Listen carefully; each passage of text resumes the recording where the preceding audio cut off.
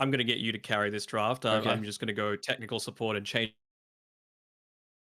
Yep, yep. I've got it. I'll do the best. Again, I mean we've gone through all the issues. If anyone was there with iLeague, that was definitely one to remember when I spilt T on my keyboard, and then I didn't even want to relive that memory. But okay, so Yangon, they're actually just going to already pick up their carry. I don't hate this. I guess you're now showing that the mag's not position one. We saw Natsumi yesterday flex the Magnus, but I feel like if you don't go for your How hero now, then that's two more bans that Neon can put to just completely get rid of all the position one heroes. I mean, you already see Monkey, Wraith King, Ursa, Terrorblade all gone. So yeah, not many heroes would have been left available, but Neon this now gives them at least the understanding of the three cores that Yangon have.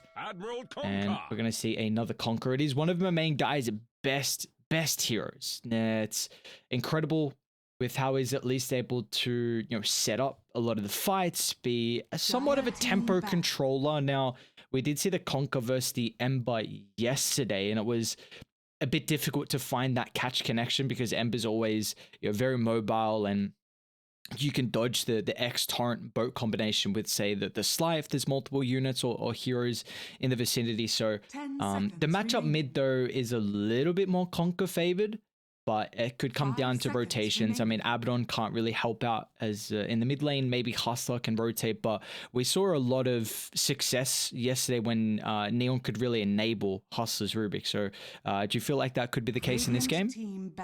Hopefully my mic's okay. I think potentially. I'm honestly not a huge fan of either of these drafts so far, just because like the Abaddon, obviously you want to use it to be able to break out of an RP and be able to turn the team fight around, but I feel like there's nothing really that's going to stop them from going in onto the Rubik again. Like the Yangon Galacticos draft, it's got some synergy between the Magnus and the PA. We can maybe even see Ember Spirit go into this Orb of Corrosion build that he likes to. There's got a decent amount of minus armor. You can use the Inkswell, which is again a lot more effective. So I feel like Hustler's going to be taken out of a lot of these team fights, and if you're able to bait out the Abaddon's Aphotic Shield onto Hustler to try and save him, then there's nothing really that's going to save you from a Magnus coming in and trying to burst you down. So far, I'm a bit more of a fan of Yangon's draft. It looks like with the last pick as well, just I like the stat fire ban, getting rid of some potential minus armor strat that could also come out. Do you think there's any other position 4/5s that could provide that? Provide what again? Sorry, just minus the armor, team maybe. Fight? Minus armor team fight. Tide's already been picked up. There's nothing really that amazing, is there? I mean, in terms of minus armor, but also stuff like I mean, they've already picked up the Abaddon for themselves, actually. Ogre Magi isn't horrible. I feel like it's good at most stages of the game. You want someone that's a little bit beefier on the front lines, that's able to take a bit of the attention away, but it's not great against the Tide Hunter or the Abaddon, honestly. So, what could we think of here? I think it's more than likely going to be the Grimstroke PA lane, I guess. So yeah. It definitely feels like that's a lane that can get very aggressive. PA can utilize the Inkswell. Okay, so would you presume it's a Pango 4 or 3? 4, I would say, probably. And that's a good pick. That's a good pick. They've punished it effectively. I mean, I was a fan of Yangon's draft until this happened, and they've gone with Scale on the Magnus, so this is a core Pango. You can either think of it two ways right now. By picking up Palace's Bloodseeker, they've essentially just removed a core from the pool when he looks to use the Rolling Thunder. But as a core, you're also going to get more farms, so you can do more things outside of your Rolling Thunder. So it's like, I don't really know how to see this. I think it's going to be based on how Lun looks to play this one for Yangon. But I like Bloodseeker in the lane. Not necessarily great with the Abaddon for setup, though. They might even opt to put Hustler in Palace's lane just to make sure that they're able to guarantee those initial few blood rights get gone off, and the harass in the laning stage is a lot stronger for Neon. We'll see, though. Yeah, I think you always want to look to pair the Bloodseeker up with someone who has a stun. you can kind of go on the other side and say like maybe the Rubik having telekinesis first, like the Inkswell would be nice just to chuck them away. So you really have an argument for putting Rubik in either lane.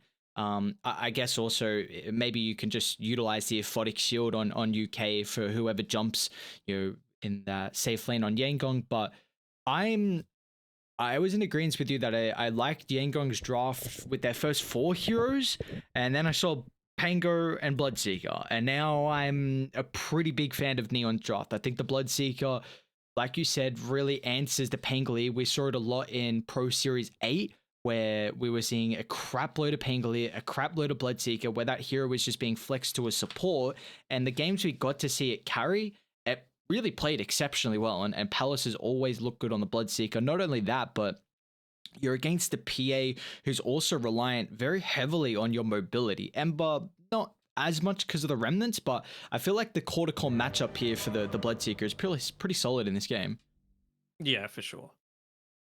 Hopefully, fingers crossed, the mic situation has been fixed as well. I've changed around the USB ports a little bit. Wonder if that'll be the ticket to be able to fix it all, but we will have to wait and see.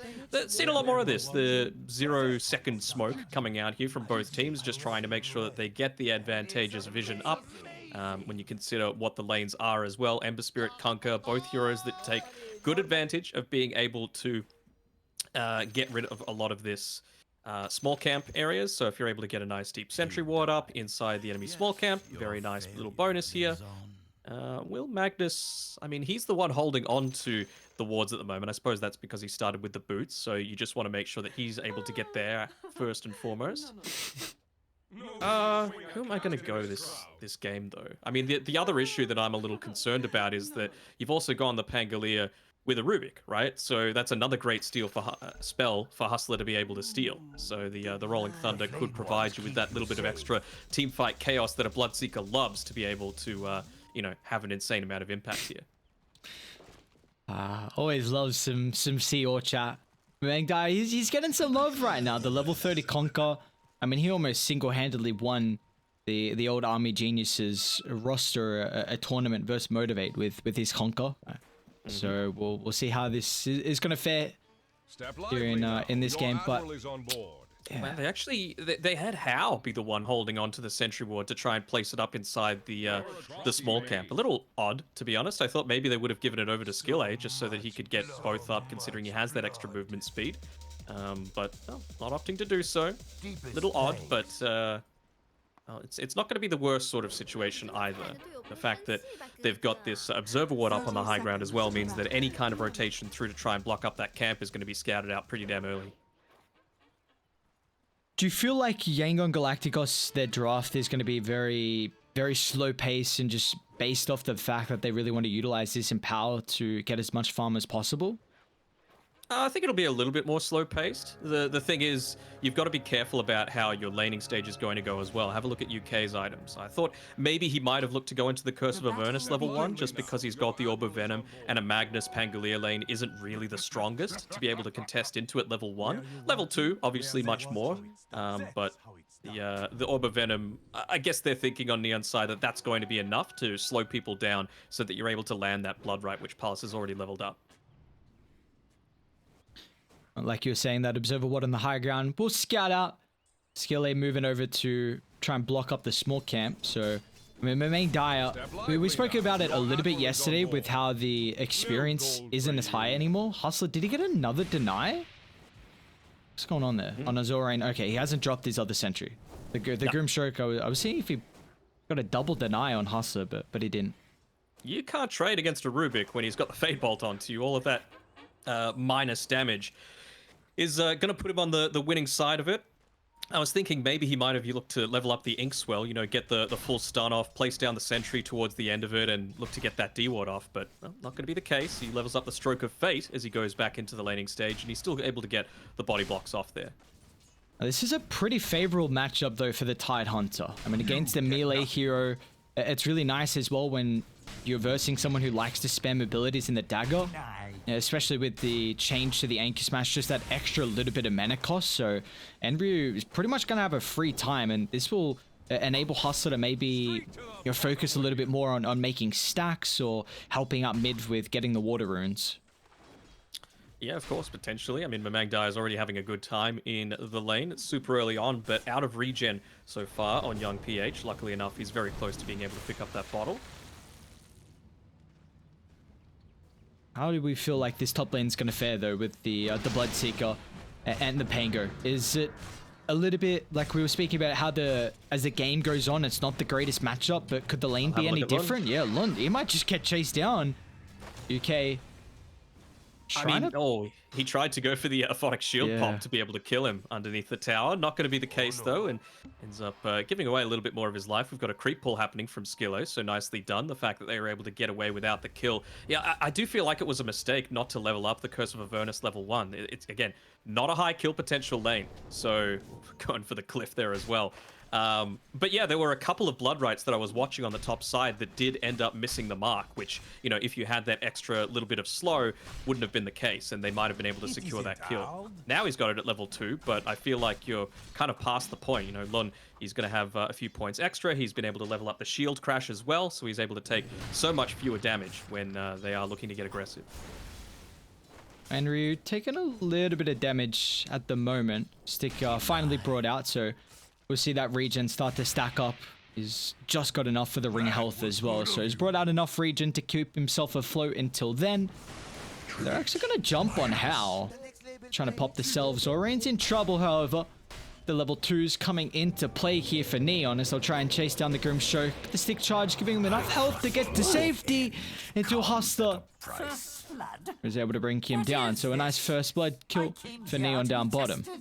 Got a little greedy, he went back, he wanted to make sure that the Inkswell stun ended up popping on top of Enryu, but just gave Hustler the vision that he needed to be able to secure the first blood, so a bit of a mistake there, especially giving it over to someone like Hustler, who, as the Rubik, you want to make sure that you're getting those first couple of key items super early on, the Aether Lens and the Blink Dagger, especially in this game when you're going up against a Tide Hunter and, the Pangolier and the Magnus. Just seems like the lanes on Dire are going to be much stronger. I mean, you got a Mag position 4 and a Pango 3. Like, Pango is not the strongest hero. I mean, it's been buffed up a little bit with Shield Crash, but, with a position 4 that can't really play with you is going to lead him very vulnerable to the harass over time. And, we're already seeing what's occurring down bot. I'll make an attempt on Enryu, the first kind of aggressive maneuver with this Inkswell. But it's going to be very difficult to bring him down from 4 to 0. Yeah, you can just shrug it off. There's no real reason to be all that concerned. You can see Hustler as well with one of those value items in the infused raindrops, even able to snipe away the Centaur Conqueror. So, I mean, a Rubik naturally, again, one of those heroes, support heroes that don't have a lot of escape potential, but he's got the boots of speed and he's got the raindrops, so I think he's going to be just fine.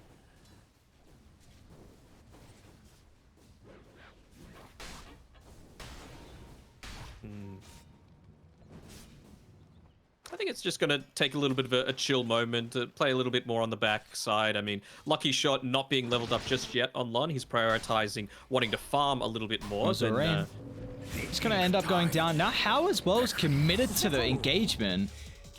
He's seeing Swell stunning up to a long duration stun. I mean, you're just continuing to see Tide and Rubik, you can't really battle up against these two heroes at the moment. And meanwhile, it's taking 2 from Radiant to try and deal with UK.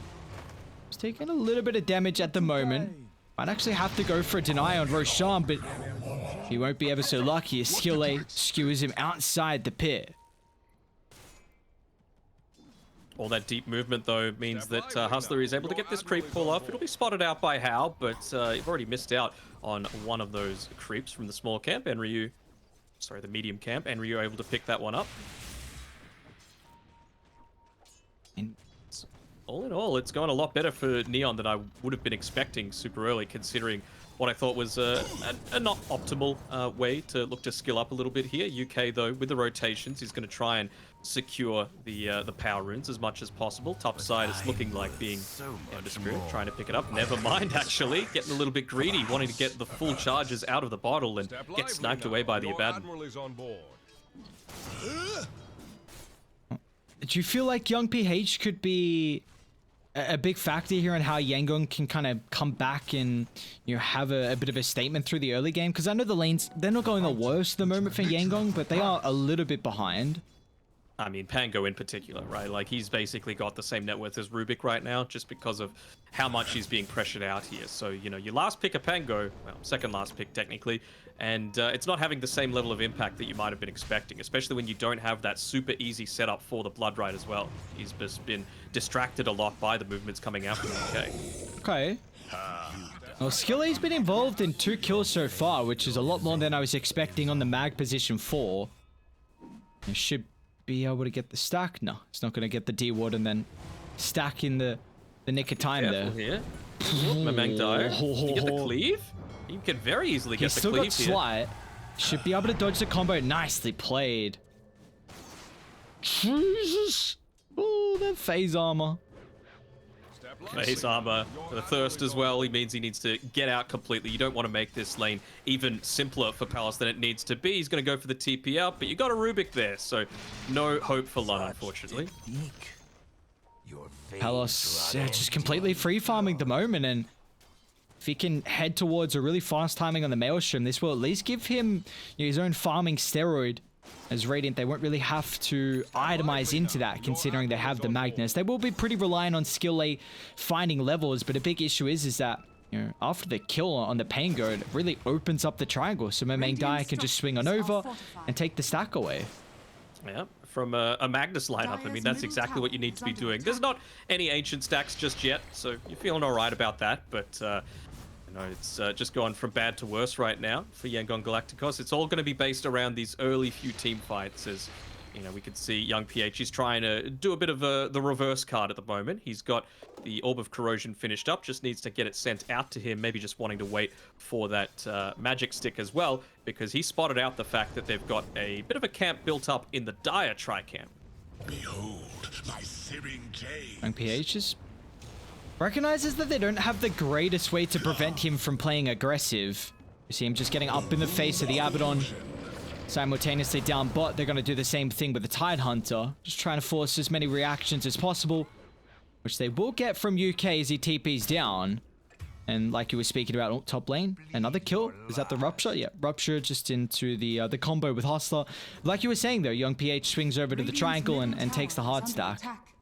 Yeah, very nicely done. Even takes away the bounty rune. So I like that. He went for the attempt. He was getting full use out of that flame guard, going for the dive underneath the tower to make sure that he doesn't die with the, I believe at the time, 3. Maybe he had 4 points into it at the time. And then with the last third of the duration, you made sure to use the remnant over to the camp, take that, and he's making good use out of his time here. So the way that he and Zorain play around each other in the next 5 or so minutes is going to be key to Yangon's chances moving forward in this game.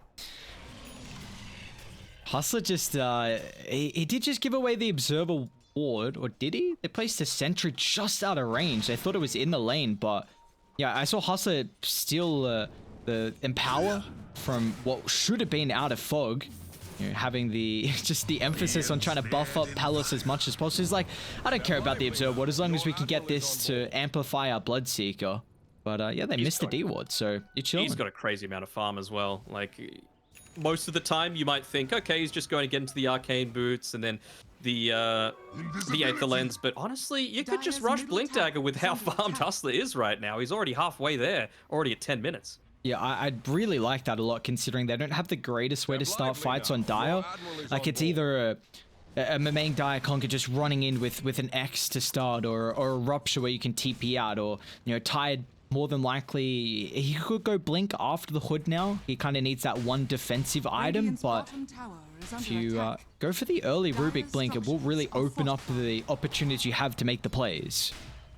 He's gone for the Arcane Boots. Not sure if he'll want to finish up the entire Aether Lens, but the main thing that I was worried about for his sake is that if you have the Blink Dagger, you might not be able to use it offensively, but at least you'll be able to dodge out an Ember Spirit that's trying to dive you super deep and take you out of the equation. Although his movement's very nice, going down to the bottom side to make sure that they're able to secure that tower kill alongside the Siege Creep and the Curse of Avernus, getting through, getting some stacks off on the way, and he's still got his TP available in about 30 seconds if they need to join on this top side, but they'll know that he was top. They will need it. Zorain to start. absolutely obliterating the Grimstroke. The look for Lun as well, and he doesn't get the TP. Palos single-handedly dealing with the Pangolier. I mean, it does give young PH time to at least finish the tower. So this is going to open up the map for Yangon. Maybe give a little bit more space to the cores to get something out of it. Ravage. You hate to see it. Don't know if they're going to have enough time to get the Curse of Ernest. Maybe they will. Oh, okay. Who cares about blowing the Ravage? You get the kill nonetheless. They were just camping around. There's the impact of that vision as well, right? It was just sitting right where the Remnant was staying there, so you had two heroes just camping around that sort of region. So nicely done there by UK and Mamang Daya, just showing again their cohesion together. And, well, they've got a pretty juicy stack here built up as well. We can see Mamang Daya is using the X marks just to increase his speed. He wants to bottle up that Arcane Rune and maybe go back and try and take it away again from the Magnus lineup. Yeah, they reduced cooldown with that Tidebringer. They're going to have to come over and take the fight. I mean, they know Ravage is on cooldown. We haven't really seen Radiant use their ultimates to great success so far to bring themselves in a comfortable position in this game. But here we go. Nasty attempt. A Rolling Thunder fall. They'll drop the RP onto 2. The Abaddon not going to do enough to keep the Conqueror alive, and now they'll push on for more. As Hustle in the backline will end up dropping young PH. Who does he want to divert his attention to with the Abaddon? That's the recognition. They've already burnt the ultimates, so incredibly easy to chase down from there. Yeah, very heavy commitment to be able to take out the Mamang Daya, but it's so important, right? Like, he's easily the strongest hero in this game right now, but even that can't withstand the impact of 5 heroes all rotating through. And yeah, it just shows the downside again of not using these optimal ultimates. Sure, it would have been nice to be able to get the kill with the Ravage on the top side just to increase Palace's farm even more, but the fact that you don't have it means that there's nothing really stopping Yangon Galacticos from continuing to push forward. That time around, Hustler, he was a little trigger happy with his spell steal as well, which meant that he wasn't able to steal the RP back and, you know, potentially have the turnaround. Oh, this gives a huge influx of gold to Hao, who's now top of the net worth. Already got the Mithril Hammer after the Echo Saber. So, and if he really wants to, do you reckon? Oh, okay, he's gonna go Desolator. I was gonna say, do you reckon he might actually disassemble the Echo just to go BKB? But it feels like then you kind of need that item early, I think. Bottom lane, who we found? Zorain. Trouble here on the Grimstroke. They don't feel comfortable with heavily committing. They don't have the greatest vision of the backline, so Zorain can actually just scurry away. I legit think, like, the Desolator is important, right? For farming, for damage potential as well. Every single time that Hao joins these team fights, him along with Jung PH are just going to be looking for Hustler. So it's a bit of a race against time. Hustler's only about 750 gold away from his Blink Dagger, a little bit further, actually a little bit less actually, on Hao with the Empower, allowing him to farm super quickly. But, you know, you're going to have to be super careful with your positioning here on Hustler. Yeah, it's definitely not the easiest game like we saw yesterday for the Rubik. He pretty much could have 3 fights where Radiant really struggled, or I should say the enemy team really struggled to get on top of him. But this game, you've got Rolling Thunder, you've got your Ember to jump, the PA to jump as well. So this honestly might force Rubik to go into a defensive item after the blink, you know, whether that's you know, like a Force, Jules, Ghost Scepter, whatever it be, just to really enable him to actually, you know, keep his life. But yeah, they're gonna make a jump. Lun is really struggling, man, and this is just, I mean, we knew it was coming. You see the Bloodseeker to answer instantly, and it's never gonna be a fun time. Palos is actually even gone for a Blade Mail. I mean, it's not terrible. I mean, I suppose maybe he's thinking that he's going to be hanging around Hustler if he ever sees it going super deep on the Ember Spirit onto the backlines. You know, Ember's of course got the, I believe he's got his Maelstrom finished now. Yeah, alongside that Flame Guard, max level, Orb of Corrosion. That's a lot of damage that you're able to return. Radiant's courier has been Deso's not completed if Radiant feel like they can defend the tower. And the Maelstrom as well. Very key timing coming through right now for Yangon Galacticos if they're able to capitalize. See if Guy's they can. pretty damn tanky though. Young PH trying to force some reactions as well. Maybe if they can drop an ultimate unnecessarily. But tower still yet to be claimed, so all in all, Yangon have done a pretty solid job at keeping that up. Hustler's got Blink. This is a pretty key component as well. Also having the bottle, very nice against the likes of an Ember Spirit. You don't need to rely on your Abaddon to get you out of that Searing Chains either. Radiant's middle tower has been denied.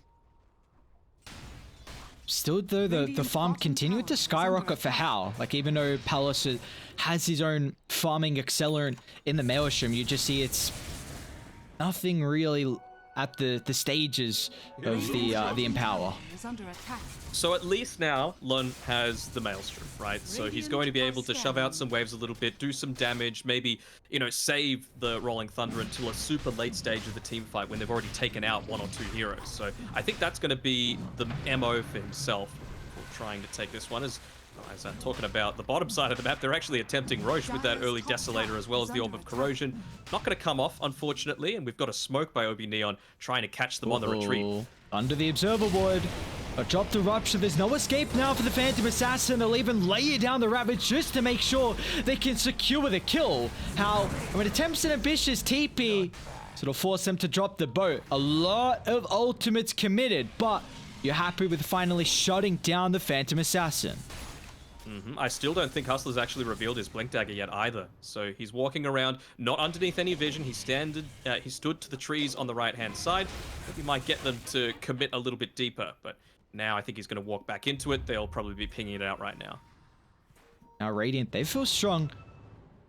Gonna attempt to fight here, recognizing the ultimates not at the ready on Dire. A great ward in the backline. Henry and UK underneath the vision at the moment. But how do you start? It's the Popped. Nicely done by UK. He still had the borrowed time available, so even if they went on to him, he would have been able to get to safety pretty damn quickly. Even waiting there at the top rune, not going to get him. The DD instead. If they can force an early ultimate out, maybe they can poke and prod afterwards from afar. Initial stuns there. Young P8 still playing with fire. Rupture instantly to counteract the Rolling Thunder. Now they're in a choke point for the Blood Rights. They've got to reset their positioning. In fact, Young PH, he remnants in aggressively. There's nothing he can really do. The rest of the team is so far in the back lines, and with the Anchor Smash, plenty of damage simultaneously. Palace into all the dirty work. A triple kill for the Bloodseeker. Gets some helping hand from Hustler. A 5-man wipe as Neon. Oh my, that's all without the Ravage and the ultimates. There was a lot of blade mail damage also reflected through from the PA. You know, you try and turn around, you try and man fight. Pre-BKB just pops the blade mail, and he's happy to take that engagement every single day, especially with how low all of these different heroes dropped. Palace was moving incredibly fast. We're really just seeing right now, like, Pango offers you nothing. Like, yes, the Maelstrom at least gives him a way to accelerate and get another item, but it's gonna be 6 minutes plus maybe until he actually has a game where he can use Rolling Thunder. Yeah, I mean, he's going for a Lotus. Kind of want to see the Lincolns instead. You know, like, what are they really going to be able to do? I suppose you can try and spell steal on the Rubik, and then you can try and use the Rupture on him on top of that. It's going to be able to be stopped as well if Palace eventually chooses to go into that BKB Meng Dire. Here comes the Rolling Thunder, so the Bloodseeker not in vicinity, so they will actually get pretty solid usage out of this until the last second. As Palace dropping the ultimate, they've got the Ravage ready to rock and roll just in case a further team fight breaks out. And as soon as they see the Tidehunter, they have to diverge from the area. But it is a 2-for-1 for Yangon, so at least getting something out of it. They're still looking to try and take the fight. As Palace farming aggressively. Palace! Oh my god! Relax, my guy. So much damage.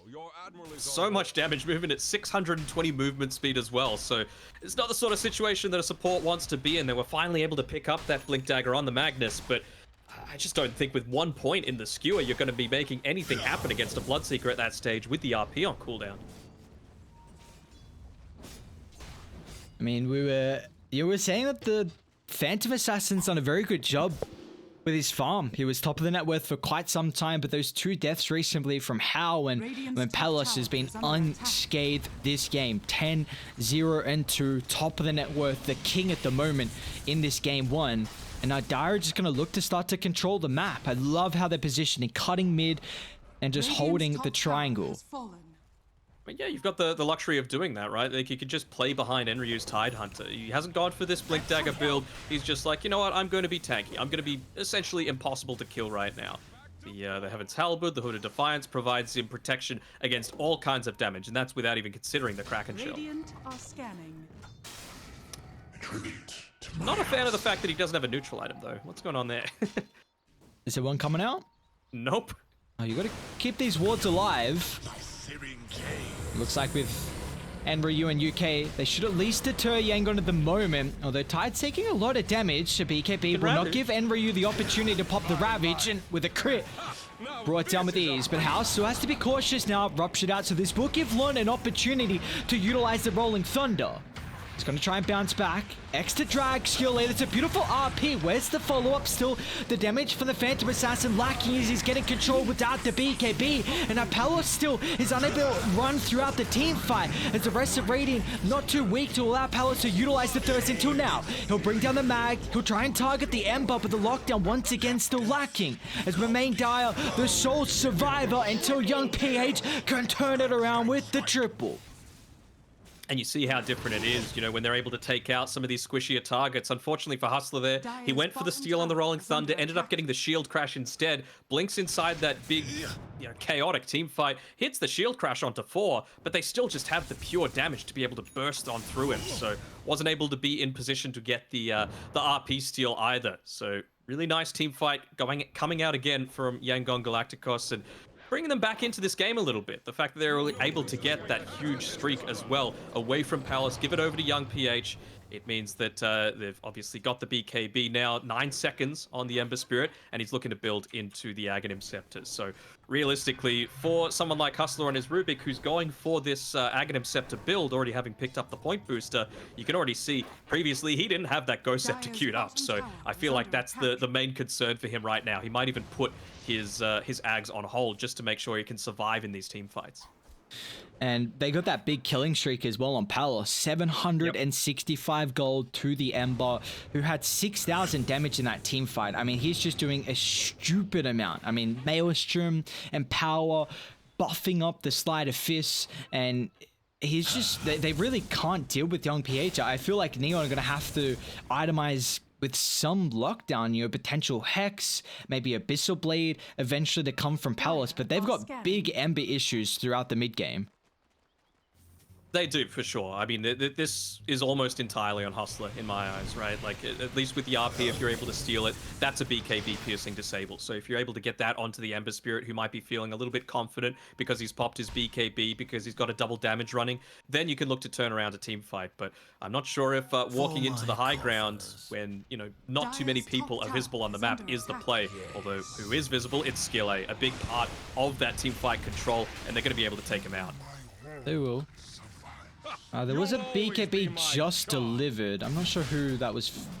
Is it Palos, I believe? No mag means that they're going to look to poke into Roche a little bit here. Buyback available on the Magnus. Might look to use it. He's still got tier 2 towers that he could look to come to. They want to fight, recognizing that they don't have the mag to utilize here, young PH. An early BKB, but they're going to push them further and further back, utilizing the Rupture to control up Power. But now Lun, once again, has a free fight. But how's actually going to TP out, so they won't have the Phantom Assassin here. Got to keep tabs on the Magnus. The counter initiation ready and waiting in the wings. The big RP. Can he find it? Neon are doing a solid job but not grouping up until now. That's going to try and convert them together as skill A, but instantly UK, it gets rid of the Ravage, and it's going to be stolen with the RP. A blink forward controlling multiple heroes as Palace can just chase him down. The Maelstrom procs too much to handle, and the damage is through the roof. Neon, time and time again. Hustler as well, stealing these key ultimates.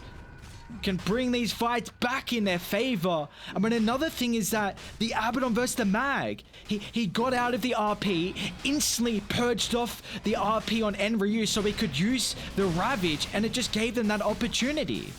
I think it might have just been the Kraken, Maybe the Kraken shell, actually. yeah. Yeah, okay. yeah. It was just all this damage being pushed out in the team fight. You know, it's great that you want to chain the damage after the crowd control, but Tidehunter is the one hero that you cannot do that to.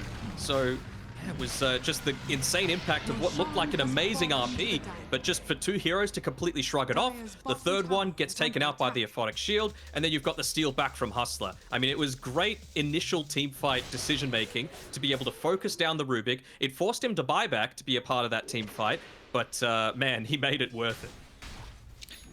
I mean, this is, you've seen kind of the difference in how with Rupture has been utilized these fights. This could really be because Palos is seeing how first instead of Lun, so he's putting a lot more emphasis on just rupturing the Phantom Assassin, but he's had no impact. And this is your, you know, he was top of the net worth for raiding. He still is, but the fact that he just TP'd out at the start of the fight, who knows how different that could have been.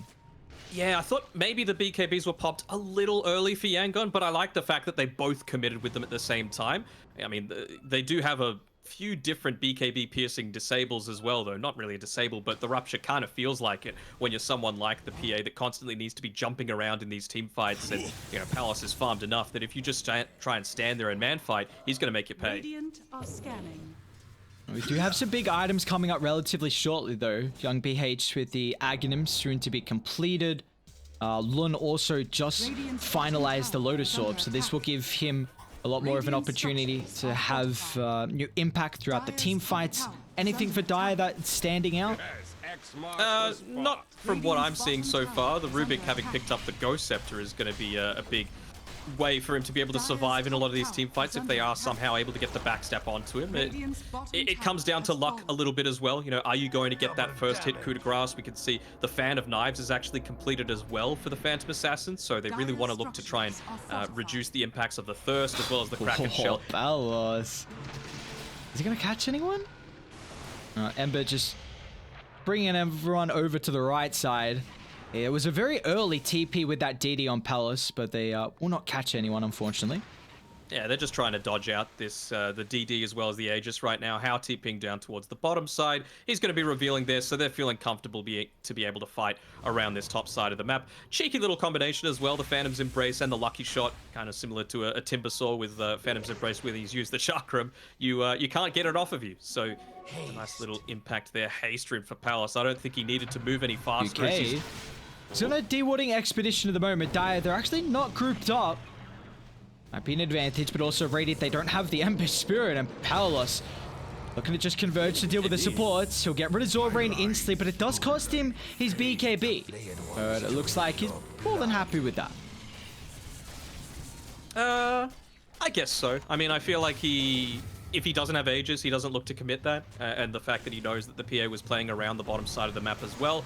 So he feels safe that in the next 60 or so seconds, he's not going to be dying. The fact that it kills the Grimstroke as well, who I believe had also bought back with that extra death timer, just gives him that extra layer of security. Still, we have Aghanims. Yeah, Aghanim's the next on the list here for Memang Dire as well. He chose to go for the Torrent AoE instead of any kind of Tidebringer cleave. And yeah, that's just because they do still feel like they are lacking some form of teamfight control right now. Step lively now. do you like Your this? admiral is on board.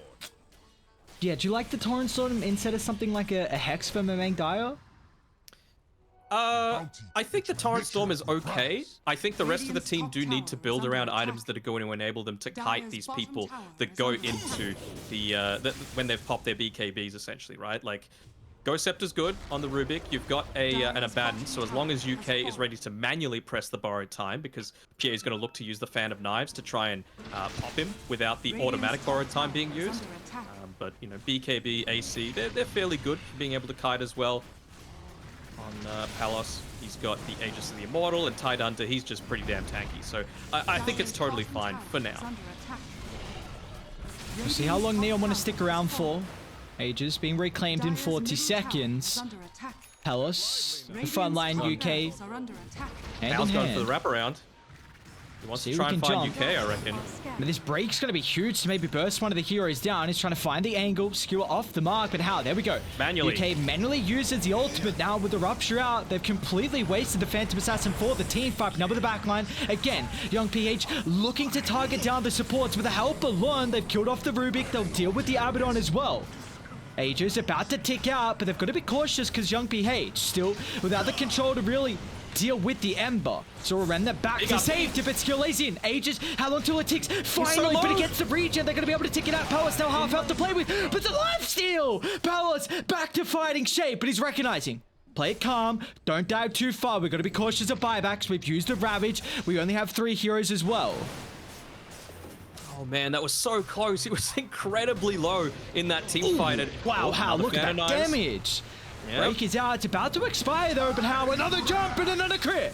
How brings down the Tide Hunter, but they're going to look for more. Palace and Main Dai actually standing hand in hand. They feel incredibly strong just against the duo right now from Yangon and our young PH. He's in trouble too. No remnants available. A cute slide to dodge the silence. He's going to go for a TP out, but that will not be successful as Neon, an incredible team fight, Palace and the Conquer doing it all.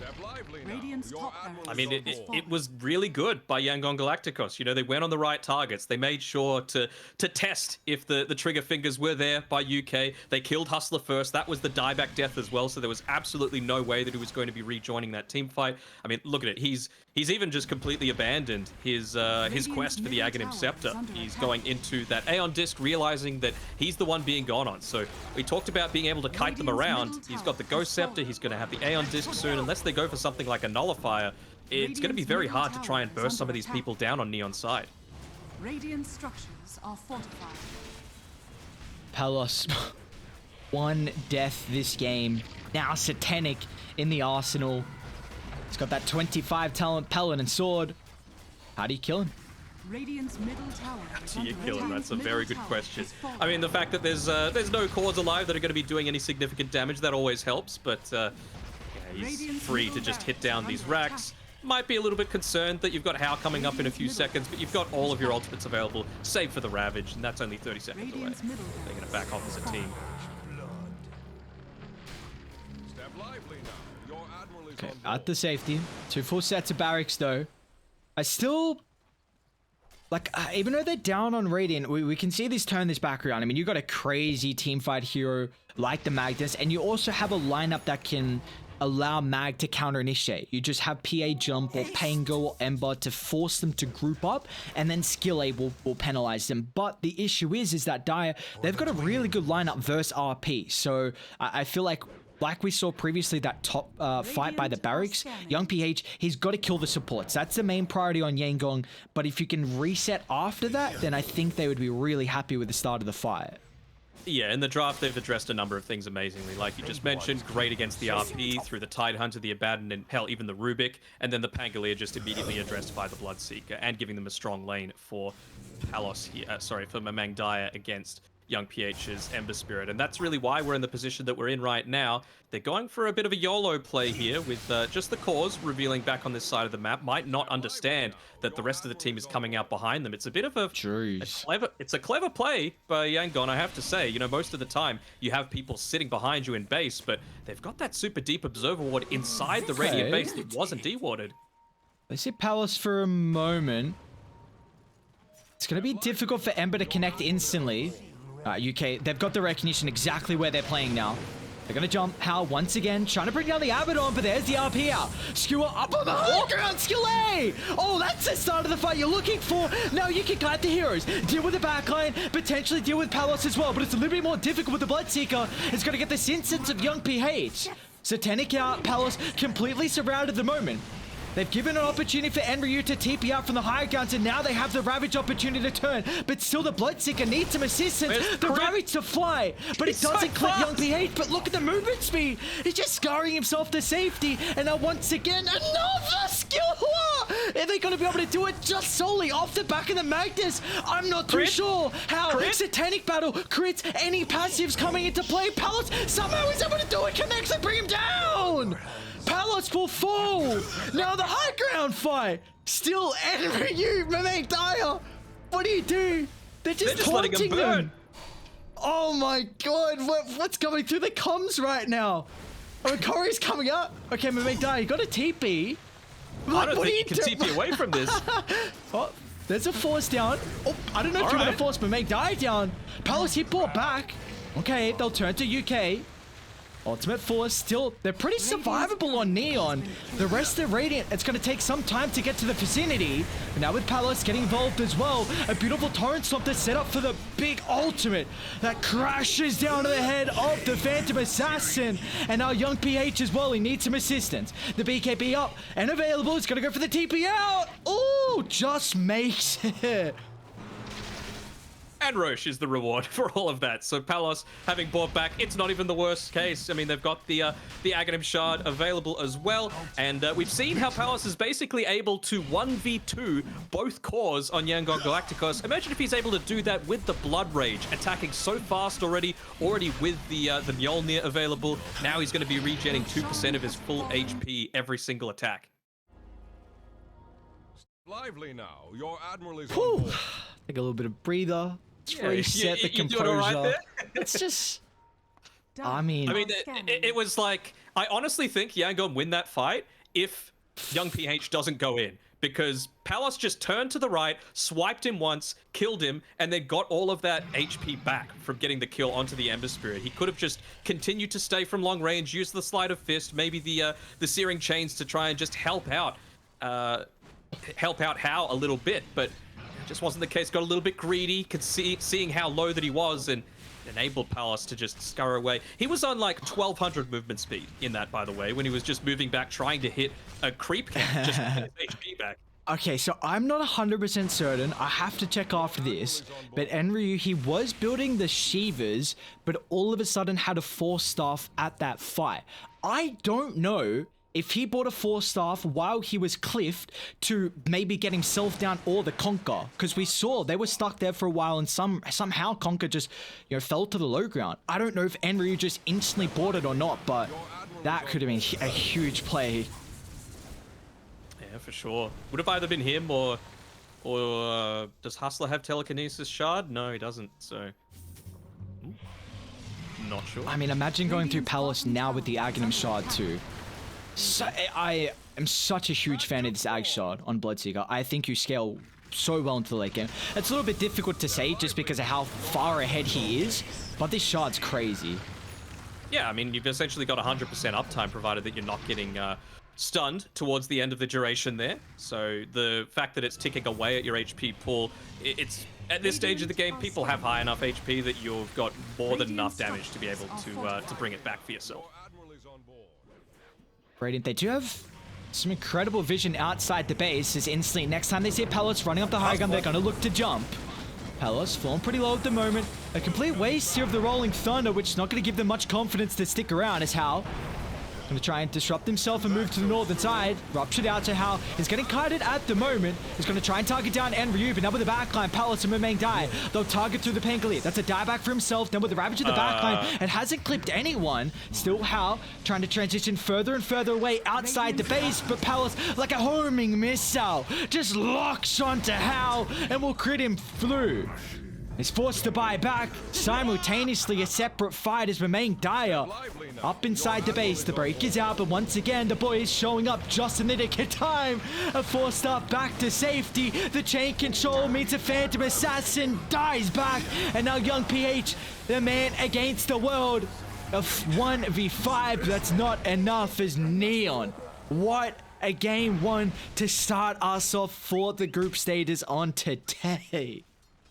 Very nicely done. I just want to shout out Hustler again. He did a fantastic job. His Aeon disc didn't pop for that Young PH was chasing him down for at least 15 seconds at the start of that team fight. He was just constantly blinking around, using the Ghost Scepter, making sure he wasn't taking any damage, and just making it so that a position 4 is completely nullifying the effect of the position 2. And we saw what the impact was. You know, the Pangolier ineffective in that fight.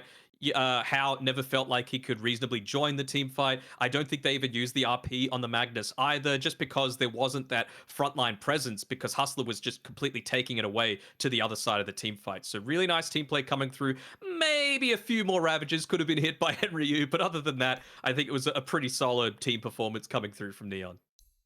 I'm just still... I mean, with a game like that, what more could we say? We get the entertainment of a beautiful series, or a beautiful map 1, and we saw really there was some shining plays from either team. I mean, Palace looking incredibly strong, 21-2-11 on the Bloodseeker. Mumeng Dyer, there's a reason why quite often people are banning the Conquer when they're versing Mumeng Dyer. Like, he is just an exceptional player. Level 30 on the hero, was able to do so much for Neon, but do you feel like it just like what was some of the big issues in the team fights? Is it just the fact that Neon, they had like a couple of counters to the RP, and also the Pango couldn't really have a game? How do you start a team fight? Unless it's on Pango, and then your initiation is counted, or you have to have Young PH and How going in super deep, and if they do that, they have to pop super early BKBs, and Neon had the ways to deal with it, either just by being incredibly tanky, or by just being able to kite them around with their itemization. So it really felt like an initiation issue for mine. So, I can see that they were kind of wanting to address that with the Pangolier, but I definitely don't think it was a position 3 Pangolier sort of game when the Bloodseeker was still in the pool. Position 4, maybe, because at least then the Mag will have a little bit more farm. He doesn't just have a Blink Dagger and a Force Staff, and he can be a bit more of that constant presence in these team fights, actually dealing damage. But wasn't the case. Good victory for Neon, and with the new roster, at least in the Pro Series, they are 3-0 so far. Yep, 3-0, looking to try and push that to a 4-0. We'll see if they can continue with their momentum heading into the second game, or if Yangon can stem it there.